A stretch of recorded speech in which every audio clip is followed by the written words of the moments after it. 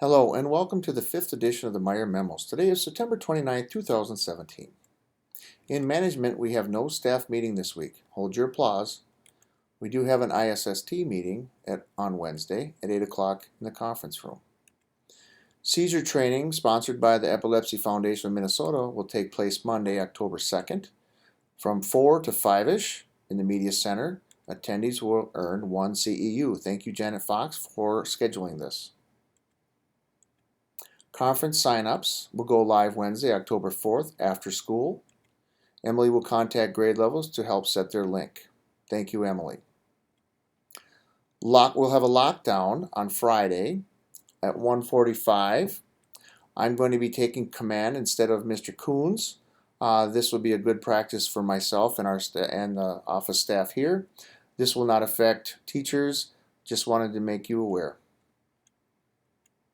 Guest teacher procedure, you received an email from Lori this past week indicating if a sub is needed when you were requesting a guest teacher, who's going to be paying for it. Lori sent out the following example. Learning and Teaching Department is paying for the sub. Attention, Sue Solberg. Many of you read this email because I get emails every time someone requests a guest teacher, and I've been seeing this type of practice happening. So thank you very much. It helps us a great deal and saves a lot of time. Instruction. We had a BAS training this past week with Rachel that went very well. We want to focus on best practices. That's been my big push this year.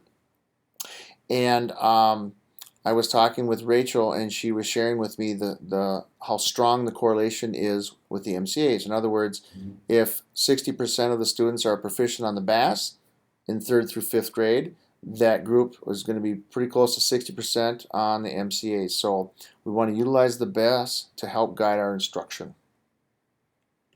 And remember, Rachel will be here along with Kelsey on December 5th to discuss any curriculum needs. This might be a day when we want to check in with Rachel regarding the BAS and how we can best utilize it. EL leadership, Amy, Jill, Giovanna, and myself, and a few people from the district are going to attend a workshop on Tuesday. It's going to help us figure out how we can best help EL students at Olson. And we're also going to plan how we're going to have about 6 of us do some shadowing of each, like a student. We'll each pick a student, and for about an hour and a half, we'll write notes on what our students are doing during that time. And that will provide us data on how we can best help the students.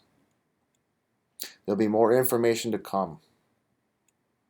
Under learning supports, social emotional intervention groups will be starting with Caitlin. Caitlin is sending out an email, I think, this weekend, and she said that each grade level will select 5 intrinsic students who are struggling intrinsically and 5 students who are struggling extrinsically, for a total of 10 for the grade level. So if you have the 5 most struggling students with outward behavior and the 5 most who are inward behavior, such as anxiety, depression, or whatnot. And then Caitlin will work with grade levels to set up a schedule, and these groups will meet after MEA pending parent permission. Thank you, Caitlin. List of books for behavior. Last year, Sarah Becker provided a list regarding books that focus on how to help kids with specific behaviors, such as tattling, maybe separation, anxiety, these types of things.